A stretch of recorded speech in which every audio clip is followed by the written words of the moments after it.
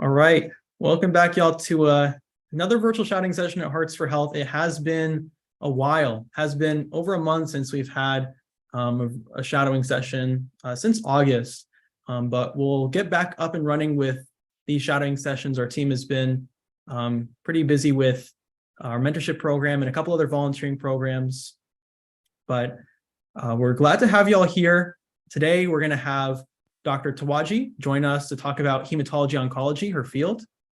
And just a couple reminders, especially if y'all happen to be new to our program.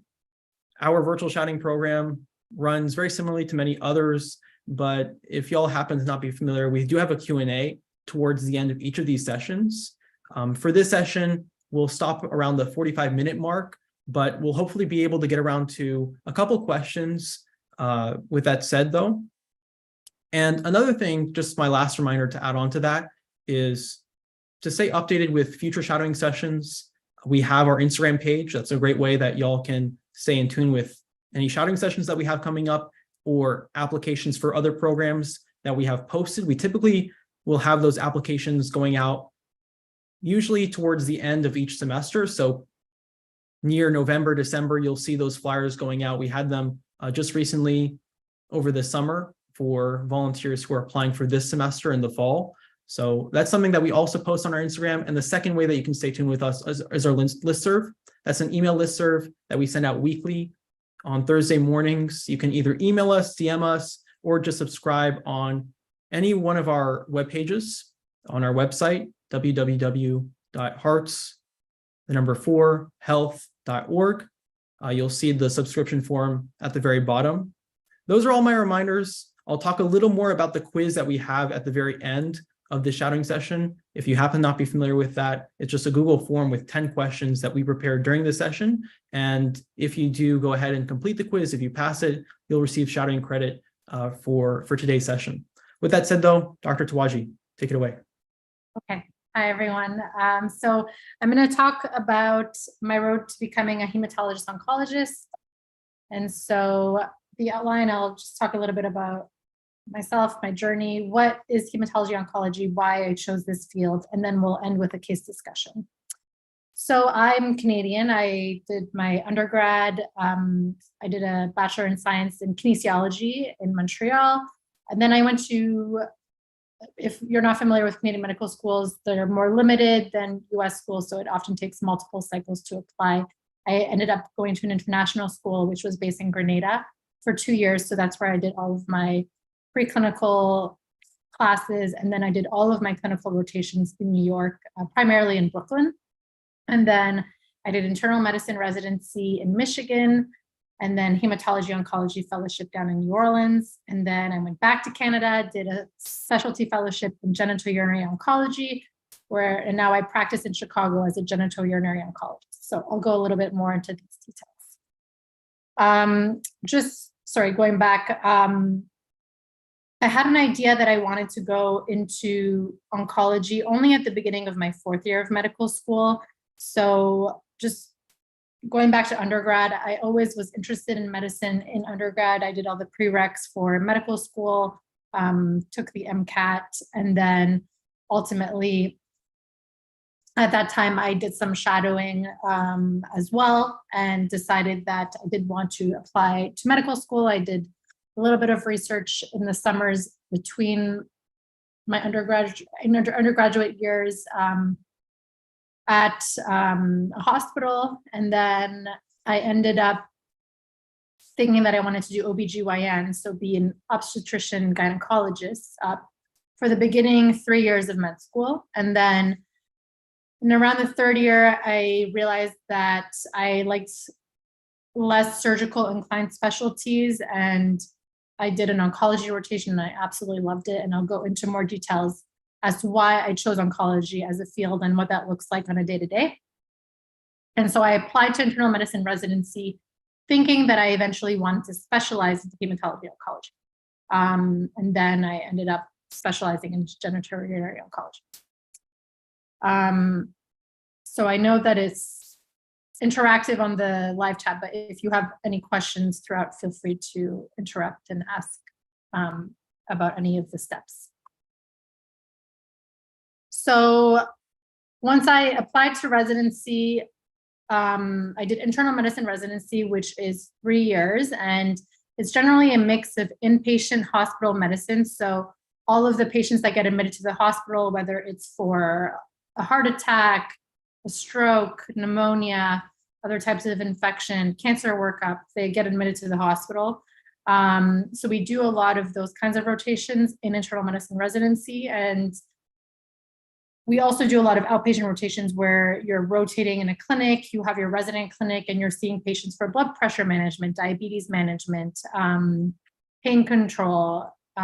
You're doing a lot of health screening and surveillance. So checking people's mammograms, colonoscopy. And then you can also do electives and a lot of other subspecialties. So any of the subspecialties within internal medicine, which include cardiology, nephrology, gastroenterology, hepatology. So really almost every organ has a subspecialty within internal medicine. And we did electives almost in all of those throughout the 3 years of residency.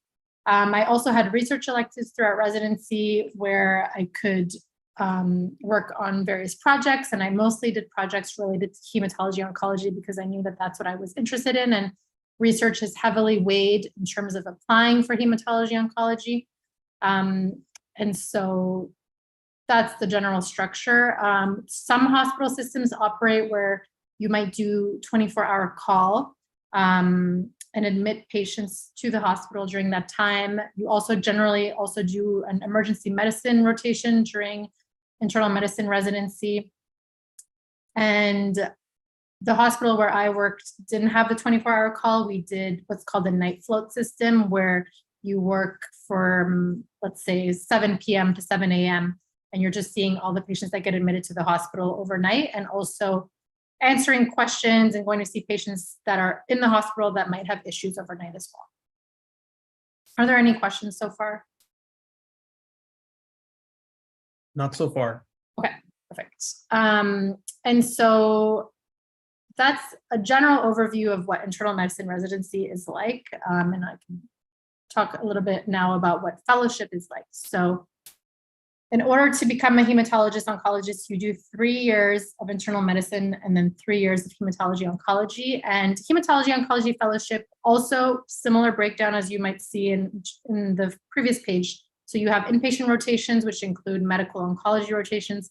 So these are all the patients that are on chemotherapy, for example, and get admitted for complications of their chemotherapy, patients that get admitted for new workup for suspected cancer, patients that get admitted for symptoms related to their cancer, whether it be pain, nausea, and then there is also bone marrow transplant rotation. So these are all the patients that have blood cancer. So that includes leukemia, lymphoma, multiple myeloma, amongst some other ones. And there are patients that end up getting stem cell transplantation for some of these cancers. And so that's also a rotation that we do a lot of during hematology oncology fellowship. There's also a lot of outpatient rotations in hematology oncology fellowship. So we have clinics where you see patients and you manage them over time, whether they have early stage cancer and then they're cured and you're monitoring them over time, or whether they have metastatic cancer, meaning stage 4 more advanced cancer, and you're helping them control symptoms and seeing what treatments there are to help prolong their life and improve their quality of life. There's also a heavy emphasis on research. So we have a lot of research blocks in hematology oncology fellowship where you might dedicate time to specific areas of interest, whether it's quality improvements, meaning you see a problem or something that could be done more efficiently in the hospital and you design a project to help make it better, or whether you're looking at a specific type of treatment and what the side effects are in the real world compared to how it was approved in clinical trials. Those are just some examples of types of research that can be done. And then we also have a lot of electives. So we have electives in transfusion medicine. So that's giving blood products and the complications of that. Electives in gynecology oncology, which is another sub area of hematology oncology. We also did an elective in pediatric hematology oncology, so dealing with anyone with a blood or cancer disorder under the age of 18. Because in adult hematology oncology, we only deal with patients 18 and above. And that in both actually residency and fellowship, I did a unique elective in medical journalism, which I can talk a little bit more about as well. I guess you can just interrupt me if there are any questions. Okay. So now I'm in my first job as a hematologist oncologist, and I specialize in genitourinary oncology. And so I primarily see patients with prostate cancer, kidney cancer, bladder cancer, and testicular cancer. And I also am program director for the fellowship. So the fellowship is, same training as I did. So all fellows that are training to become hematologist oncologists. So it's a role kind of in medical education in terms of helping fellows with their research projects, thinking about wellness strategies throughout fellowship, and then also seeing patients 2 days a week. And then my specialty is primarily outpatient based. So I primarily am in the clinic, but we all do inpatient service. So I do about 5 weeks a year where I'm on call and I'm working in the hospital and seeing all the patients that have cancer or are on treatment and get admitted to the hospital. So I've been doing that for about a year now. And so just going back to path to oncology. So you complete 4 years of medical school, followed by residency, which can be 3 years of internal medicine, or you can also do 4 years of combined internal medicine pediatric residency. And there are some people, if they have very strong research interests, can do MD, PhD, and there are so many areas of research in hematology oncology. So if you are, very scientifically inclined, doing the MD, PhD route definitely is seen as a very strong suit if you want to be in academics. And then you take your internal medicine board exams. And then, as I mentioned, if you want to do pediatric hematology oncology, so see patients with any blood disorders or cancer under the age of 18, you first do pediatric residency, and then you would do a pediatric hematology oncology fellowship. And then after the 3 years of residency, you do a combined hematology oncology fellowship, which is 3 years. And then you're eligible to be board certified in both hematology and oncology. And there are some programs that are 2 years that are specific for just hematology or just oncology. And I guess I didn't explain this earlier, but hematology includes anyone with any benign or malignant blood disorders. So that can include anemia, low platelet count, blood clots, any kind of blood cancers, including leukemia, lymphoma, multiple myeloma. And then oncology includes anyone with solid cancer. So that's like breast, lung, prostate cancers. And so you train in both though, and depending on where you work after, you might still see patients in both areas, or you might just see patients in one area or the other. And then another thing is there are both community residency and fellowship programs, then there's academic community and fellowship, community and academic programs. So if you are more research inclined, it makes sense to be in an academic center. If you want to focus more just on clinical care, not to say that you can't still do research in other areas, you can do community work in a community setting. And then you can do extra training after the 3 years of fellowship, which is not necessary. And so I did an extra fellowship in genitourinary oncology, and that was because I planned to work in academics, and it kind of gave me an extra year where I just focused on the treatment of patients with bladder, kidney, prostate cancer primarily. And then if you want to work with patients that are getting stem cell transplant, you can elect to do an extra year of a bone marrow transplant fellowship. And it's not necessary because a lot of times in the 3 years you have enough experience, but some people may elect to do that extra year as well. And so career options within oncology, you can be in academics like I am. So you have clinical duties, and you see patients, but you also have research duties as well as leadership positions, and a role in medical education. So like I said, for me, I have a role in medical education with the fellowship. I also help with the internal medicine residency and the medical students that we have here in Chicago. And so there are a lot of different roles that you can have in academia. You can be working in a lab where you're doing experiments and then kind of extrapolating that to patient care. You can also just do clinical research. You can work in clinical trials and enroll patients in clinical trials. So that's another role that I have. So a lot of the patients that we see, we're always looking to improve what the cancer treatments that we have are, because as you may know, a lot of cancers still have very dismal outcomes. So we're always trying to look for ways to improve what the standard of care is and improve those outcomes. And that is where clinical trials fit in, because we're trying to test new treatments and see if we can improve what the current status is. And then there's also hybrid community roles where you may just be doing patient care. So you might just be seeing patients Monday through Friday. There are industry roles, so you can work for pharmaceutical companies, because there's so much drug development in hematology oncology. For people that train and become hematologist oncologists, there's usually a lot of availability to work in industry or for pharmaceutical companies if you choose not to see patients anymore. Or some people even have a hybrid job within that, where they see patients and also work for a pharmaceutical company. And then you can also have government positions like with the FDA, and that is where drugs get approved in the US. And so you're there on the regulatory side, looking at new drugs, looking at the clinical trial outcomes, and kind of at the front line of new treatments being approved for patients and how to improve them.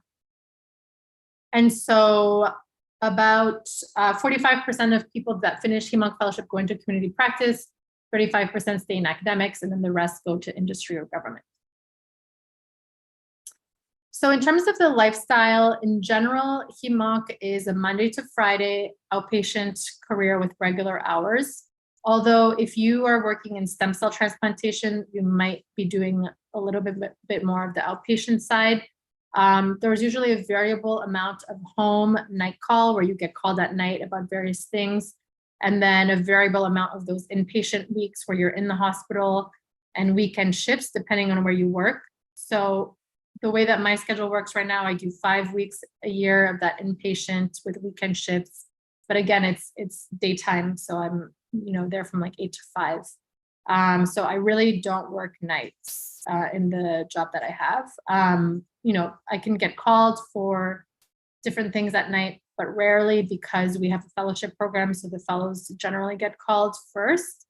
But if you're in the community, there might not be fellows, so you might be the person getting called at night.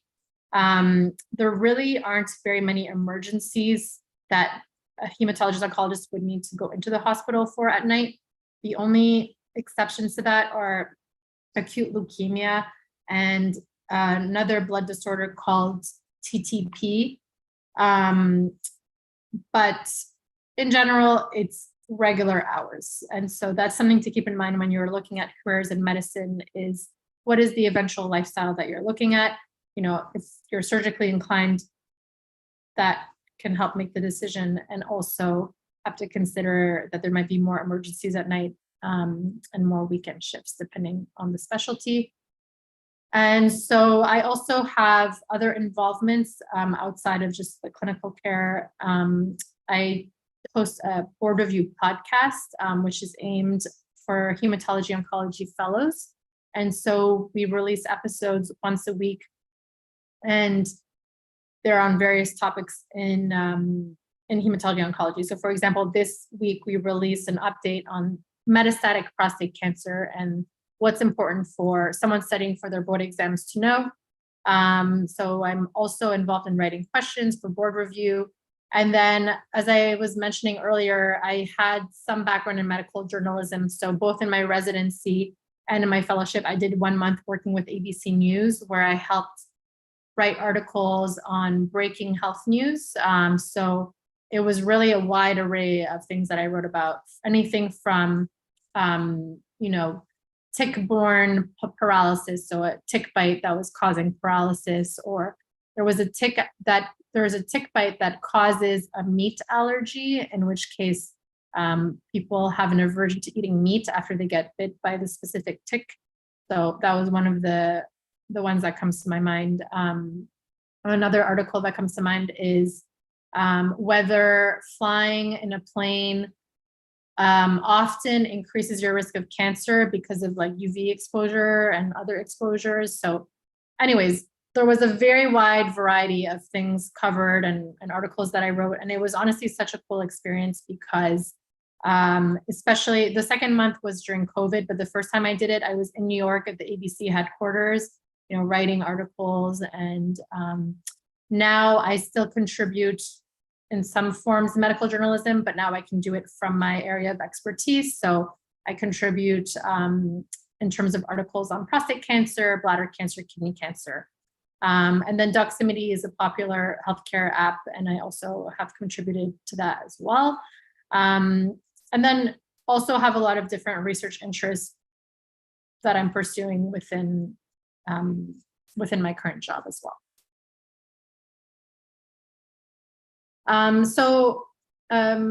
Any questions so far? So we do have one question, just not necessarily specific to the specialty, just a bit general, because you do work with academic medicine fellows. I'm not sure if you happen to have any pre-med students shadow you, but one of our students is asking, how do you recommend that students get in touch with doctors so that they can shadow if they are at the undergraduate level? Sometimes you can just cold email people. So I actually had I think I might have had two pre-med students. They're at the college that's affiliated with where I work, but they're not, they have no tie to like the med school or the hospital. And they just cold emailed me and said, hey, do you mind if I shadow you? And I said, sure. So I think, there are a lot of physicians, unless you shadow, it's kind of hard to know that you want to pursue medicine. And it's great that you have the virtual shadowing experience to kind of get a glimpse into that world. But I would say, depending on where you live, you could just reach out to look for someone's, it takes some investigative work in terms of like emailing someone, but try to find like some emails from a hospital near where you live and maybe just email them and say, hey, like I'm so-and-so, I'm a pre-med student at X place, and I don't have any opportunities to shadow anyone because I don't have any contacts. And I was really wondering if you would mind if I came and shadowed you. It could just be for like an hour or two, or half a day, whatever works for you, And I think you'll be, you could email, let's say, a bunch of people and just expect that most people won't respond. But like if one person responds, then you have that opportunity. So I would say it happened. I reached out to people when I was at that level. And yes, I got a lot of people that didn't respond, but also I was eventually able to shadow people. And then, or if you have, your own doctor, you could always ask your own doctor, hey, do you think you could ask your colleague if I could come and shadow, like if you don't want to shadow your own doctor, if that would be, kind of a more strange relationship, you could ask them if they know anyone that would be willing to have you shadow. I think most people would be receptive because they know how it is. Absolutely. And just one other question I'd like to add on, given you talked about earlier, you went through how you have your own podcast, medical journalism, quite a few interesting things. I don't think that we've seen that yet. Maybe a couple times with a podcast, but medical journalism probably is a first. What got you into each of those in terms of being consistent parts of your career at one point in time? Or at least for the podcast, it's pretty consistent still, right? Yeah, with the medical journalism, I think I had a month of an elective and I was trying to see, what was available in terms of electives. And I kind of just stumbled upon a blog of someone that had done a medical journalism elective at ABC News. I was like, this is the coolest thing ever. Like, you're telling me that I can take a month of residency and go and work at ABC News. And so I applied, and then I got accepted, and then I had to convince my program to let me do the rotation. So it wasn't like necessarily that easy, but yeah, that was kind of luck. And then because I liked it so much, I decided to apply for it in fellowship. It was a little bit of a different experience because it was all virtual, but it was still amazing. And then the podcast came out of when I was studying for my board exams. I realized that there's a lot of other board review podcasts out there. So for, even I don't even know if there's like podcasts for people studying for their MCAT, for example, right now. There probably is. But there were a lot of podcasts in other areas of medicine, like OBGYN. There was a popular one. For internal medicine, there was one. But there was nothing that existed for hematology oncology. And it's such a massive field, and it changes so fast that it's really hard to keep up with. So I just saw that it was something that I wish that I had. And so I asked a friend of mine if she had an interest, because I knew she was interested in medical education, and she said yes. So we kind of just started it as a hobby, to be honest, and it really kicked off. And now, yeah, it's, very widely listened to. So, and not even just from fellows, like there are residents, there are pharmacists, nurse practitioners, like a lot of people tell us that they find it quite helpful. Because they're short episodes that kind of get to the point quickly.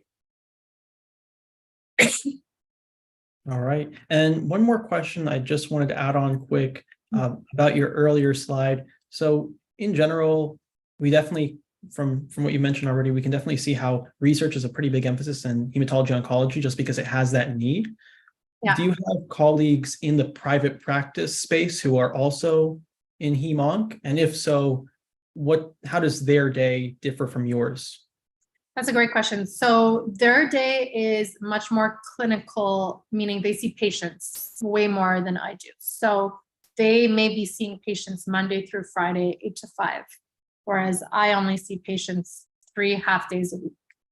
So their time of seeing patients is like 3 times what I see. They may be doing some research, but usually they're just focused on providing good patient care. And so they will see a lot more patients than someone in academics. The other difference is that depending on where you work and the size of the practice, you might, in private practice or community practice, see every kind of hematology or oncology disease. So you still have to keep your knowledge and everything, like, all of the blood disorders, all of the types of cancer. Whereas someone in academics, for example, that only sees patients with breast cancer, only has to keep up to date with all the breast cancer data. So in academics, everyone that works in academics has a focus, whereas in community or private practice, you might still see the whole spectrum. That's very helpful to know. Well, that'll be all for questions so far, but I'll let you know if you have any more. Okay, wonderful. So just a couple of reasons why I love oncology. So number one is grateful patients and long-term patients connections and relationships. So because a lot of patients with cancer have very frequent visits, we get to really know them and their families. And, when patients are at this stage where they're just, on their treatments beyond the initial anxiety of getting their cancer diagnosis, figuring out the stage, figuring out the treatment. One patient gets to the stage where they're maybe just coming in for routine visits for their treatment, or in the best case scenario, if they're in a curative setting and you're just seeing them to make sure that the cancer doesn't come back, you really get to know patients over time and talk, about their families and what's important to them in life. And I think patients really open up because it's such a vulnerable point in their life when they come to their oncologist for their cancer treatment.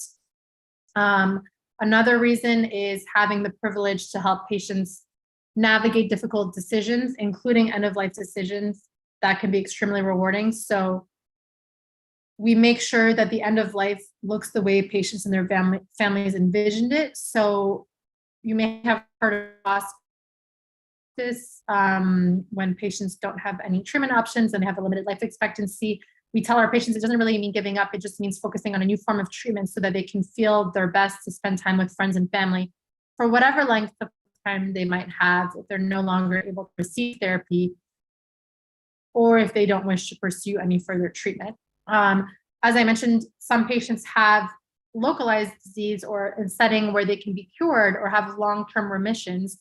And so we have the gratification of helping our patients feel better as well, even if cure is not an option. And so we work closely with a multidisciplinary team. So when we work in oncology, you're never working alone. It's always like a huge team of people. So we work very closely with a team called palliative care, and they help patients with symptom control, advanced care planning, meaning assigning who they would want to speak for them if they couldn't speak for themselves, honoring, what their resuscitation wishes are, and helping kind of with the whole approach to their cancer care. We also work with nutritionists, psychologists, we work with surgeons, radiation oncologists. And so truly it's always multidisciplinary. So we have multidisciplinary tumor boards or conferences once a week where it's a team of everyone talking about the patient cases that are maybe not as straightforward and figuring out what's the best thing for this patient. So I think I really love the multidisciplinary approach to cancer care. It's truly never just me making a unilateral decision.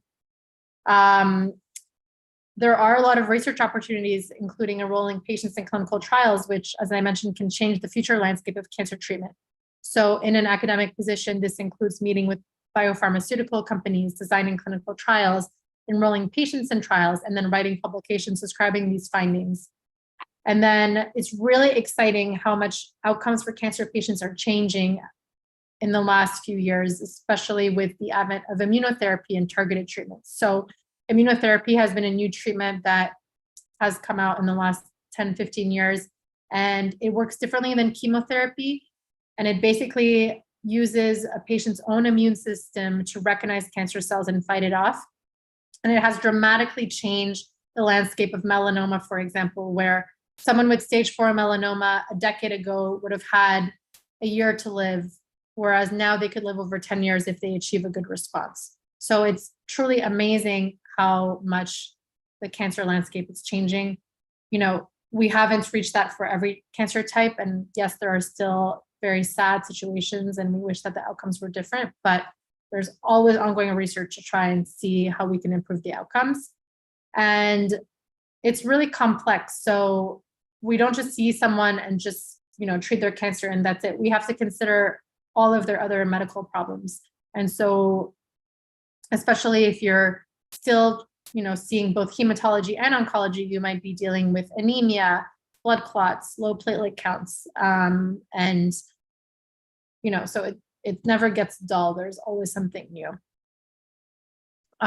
You have both inpatient and outpatient roles. So as I was saying, most of the care happens in the outpatient setting, but we still see patients that get admitted to the hospital for their cancer treatment, a new cancer diagnosis, if they're having a bone marrow transplantation or other hematologic issues.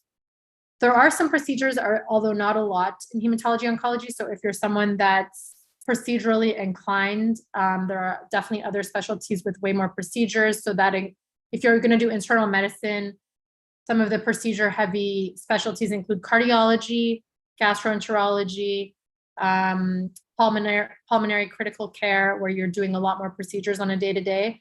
We have minimal procedures, so that's one of the reasons I like it too, because I wasn't procedurally inclined. So the only procedures that we do are bone marrow biopsies and intrathecal chemotherapy. Bone marrow biopsies are when you diagnose, a suspected new blood disorder, and you get a sample from the bone marrow, usually from the back of the pelvis. And then intrathecal chemotherapy is when someone has cancer that has spread or is at risk of spreading to the cerebral spinal fluid, which encapsulates the brain and the spinal cord. You give them chemo in that space. So you put in a little needle and then you push the chemo into that space in the lower back. I guess I already mentioned this, the multidisciplinary approach. So yes, we work very often with all of our colleagues and really requires a discussion from all parties to decide on the best way to treat a patient's cancer. And you need to stay up to date in internal medicine as well. So I can't just be focusing just on keeping up to date with oncology. I often still have to think about a patient's diabetes if I'm starting them on steroids, think about their depression, know how to manage their pain. And so for those that may be interested in oncology, when you get to the level, of being in med school or residency, is trying to shadow with a hematologist oncologist, and then trying to get your foot in the door with some research in that area as well. And then I would say this is important, not at the med school level, but probably at every level. But medicine, if you're committing to medicine, it's a lifetime of studying. And so I would say some study tips that I've utilized since my first year as a med student is don't spread yourself thin. Don't use like 1,000 resources.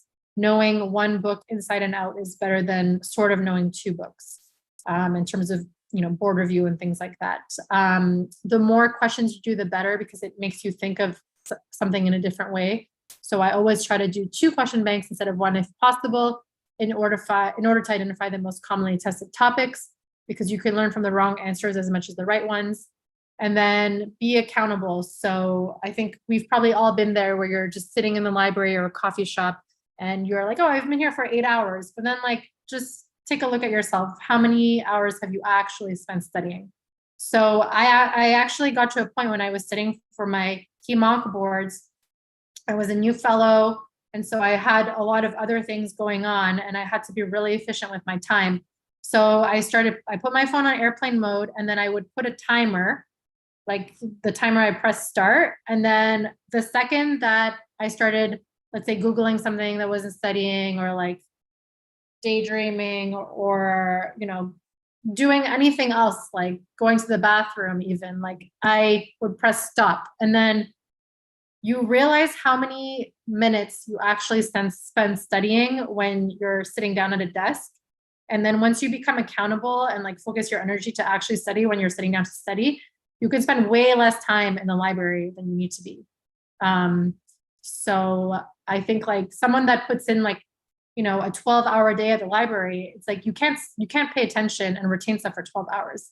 If you are really honest with yourself and how much you're actually studying, and you realize that your time span is going to be 5-6 hours of truly studying and retaining, you can minimize your time sitting somewhere that you don't want to be, and make sure that you go to the gym and get groceries and cook something and make sure that you get enough sleep, things like that. And wind down so that when you are studying, you're able to pay attention. So those would be my general studying tips as someone that has also spent many years not studying efficiently. So in undergrad, I spent all-nighters, literally copying from my textbook to my notepad. I'm nothing is getting retained here, so definitely was a work in progress over the years. Okay, so that brings me to the case presentation. Any questions? We do have one, but I know we're at the 45-minute mark. Yeah, you can ask the question, and then I'll okay. So you did mention the surgical side of things and how it looks different, especially lifestyle-wise. If you are more surgically inclined. One of our students does ask, how do you go about entering that training pathway? What do the years of residency and, if needed, fellowship look like? Sorry, could you just repeat the question? Yeah, so one of the students is asking, what does the training path look like for surgical oncology in terms of residency? Yes, absolutely. So we work with surgical oncologists almost every day. So a lot of multidisciplinary. So for surgical oncology, you do general surgery, which is usually 5 years. And then you do 3 years of surgical oncology. Keep in mind, almost every specialty has an oncology subspecialty. So you could go into dermatology and decide you want to focus on Mohs surgery, where you're like excising small skin cancers. You could go into head and neck residency, and then you could decide, I just want to focus on patients with head and neck cancers and do the surgery for it. You could go into urology and decide, I want to be a uro-oncologist and those are the surgeons that we work with the most, be the surgeons that excise the prostate cancer when it's localized, excise the kidney cancer, excise the bladder cancer. Ophthalmology, even, there's some eye cancers that you can deal with. If you're in an academic center, you could just focus on ocular malignancies. So that being said, almost every surgical residency or subspecialty residency has a pathway where you can end up dealing with patients with cancer and helping their outcomes. All right, well, that's the only question for now. Okay, so I'm going to go through this case. So we have a 61-year-old man evaluated in the emergency department for chronic low back pain, which has worsened rapidly over the past week and is now associated with new onset weakness in his legs. Previous to this event, the patient had a good functional status, and on physical exam, his vitals are normal, and he is noted to have decreased muscle strength at the hips and the knee level. And then he gets an MRI of the entire spine, which reveals a mass centered at the level of L1, L2, so kind of lower back, with extension into the epidural space and spinal cord compression. So I just want to present this because there are some oncologic emergencies where we do have to work quickly. So spinal cord compression is one of those. And so this is a patient with no known diagnosis of cancer, and we are seeing a patient come in with this mass that is pressing on their spinal cord. And unfortunately, we see this not infrequently.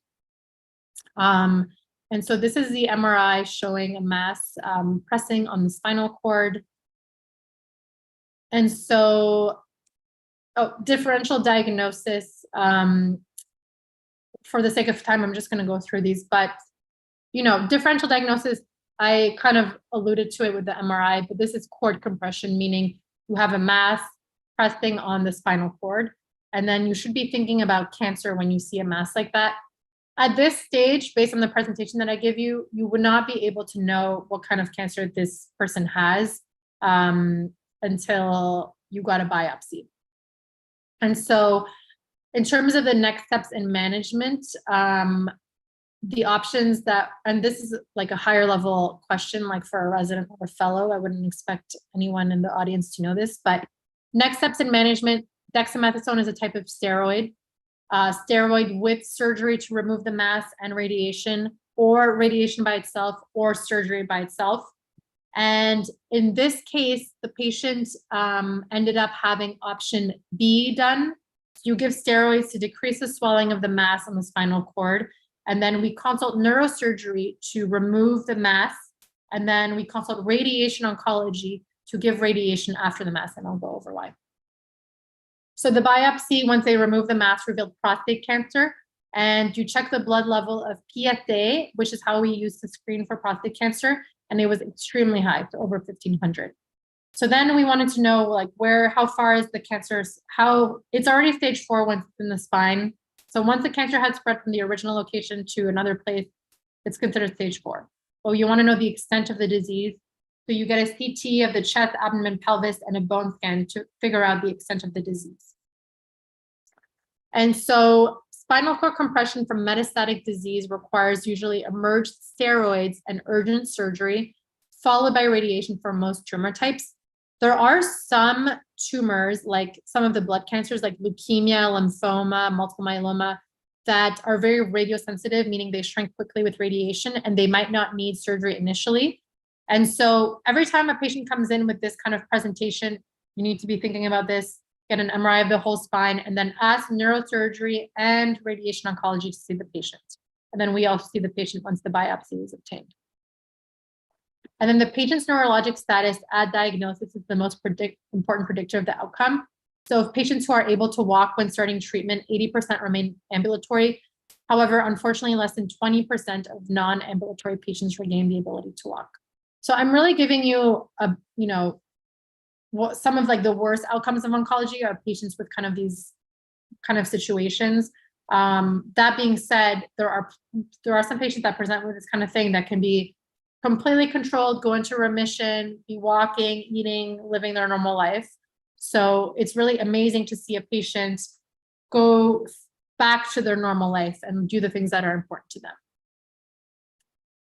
And then the treatment of prostate cancer really depends on the stage. So if it's very early stage, or if the patient is very elderly, can include observation or surveillance.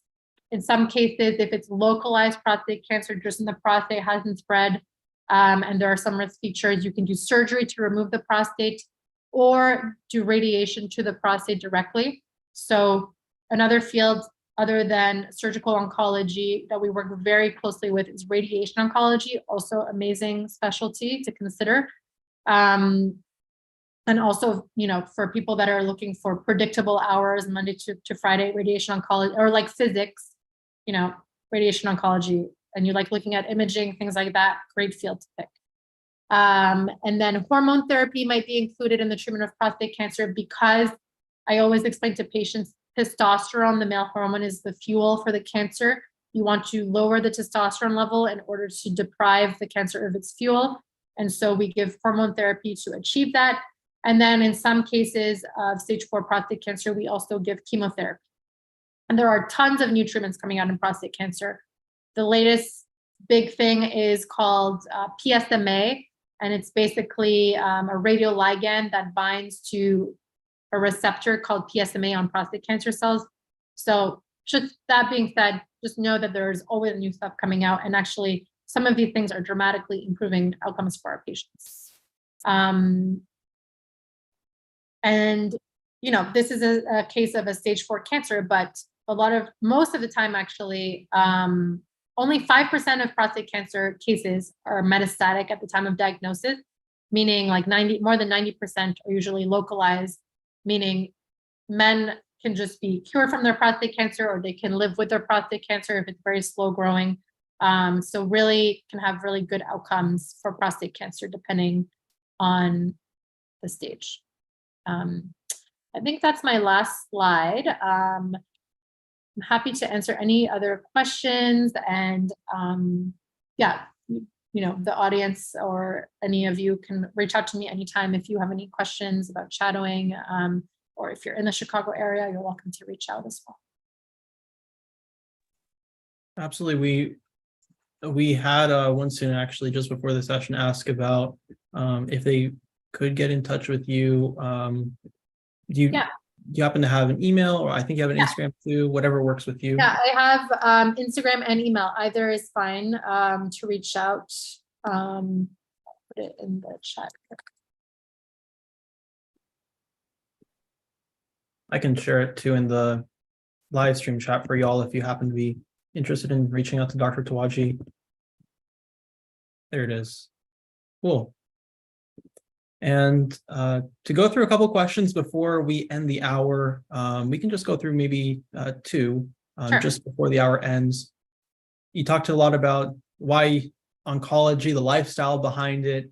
Were there any other specialties like OB-GYN, pediatrics, et cetera, that you considered before oncology? Yeah, I really considered OB-GYN and maternal fetal medicine. So kind of, I really liked the complex like cases where you really have to think through like every organ system and how does this interact and how can you get to the best outcome. I think in OB-GYN, like you're dealing with hopefully a lot of healthy patients that are going through regular pregnancies. But maternal fetal medicine are those a little bit more complex pregnancies where you're trying to help someone achieve, you know, the best outcomes, perhaps with some complication, whether it's diabetes or other things. So I liked the internal medicine part of still knowing all these diseases. And so I also was in the OR doing these long OB-GYN procedures, and I realized that it wasn't for me, and I didn't like the irregular hours. So in the weekend, more weekend calls, so kind of made my decision. And to add to that, you also talked about academic medicine. I think that a lot of students, at least in the pre-med / undergrad realm, get the sense that academic medicine is just all about research. Just to maybe add on to that, was there anything when you entered academic medicine that surprised you didn't necessarily think would be as much of an emphasis? Yes, definitely. And so just going back to my last answer, that being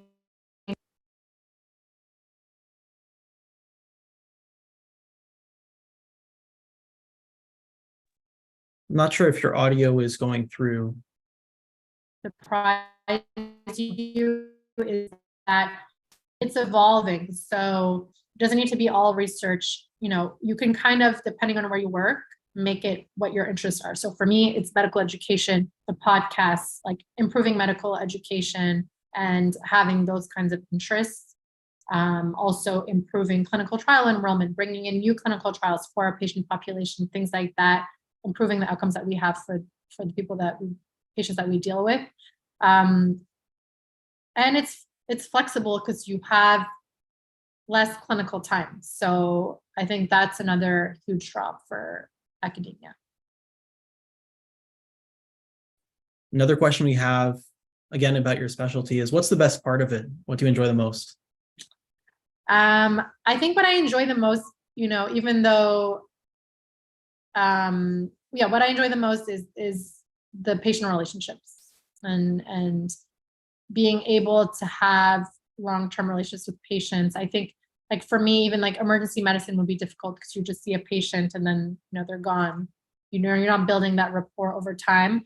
Like in oncology, or even like in some other specialties, like you might say like, okay, I'll see you like in a year. It's like in oncology, if you're like with someone and they need treatment every 2 weeks, like you're seeing them every 2 weeks. Like you really get to know your patients and really help them hopefully have the best cancer journey that's possible and the best outcomes.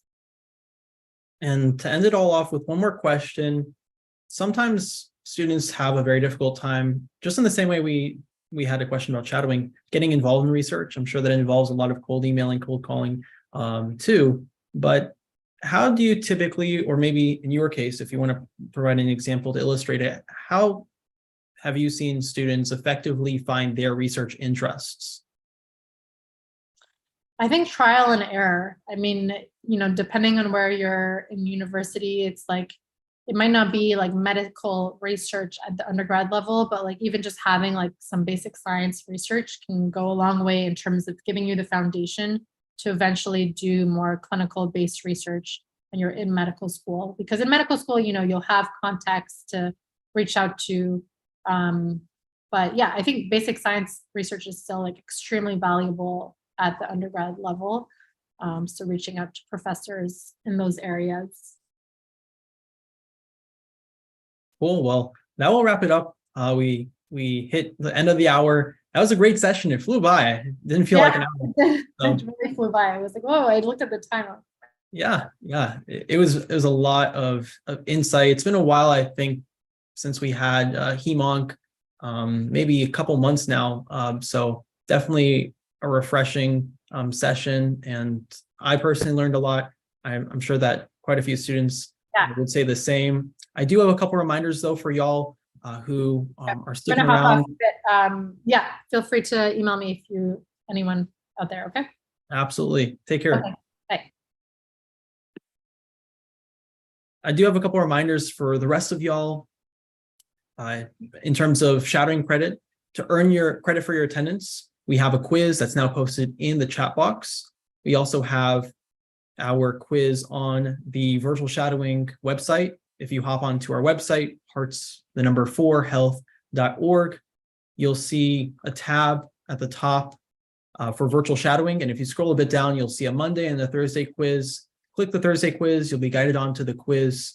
It's all the same, whether you go through the chat or through our website. We also have it in our video description. So those are 3 places you can access the quiz. 10 questions, like I said, and you need to answer 6 or more correctly to pass. If you do pass, then you will receive a certificate to the email address that you list on your quiz. And we recommend that you list a personal email address just so it doesn't filter out to spam. If you do pass, the certificate should be sent immediately to your inbox.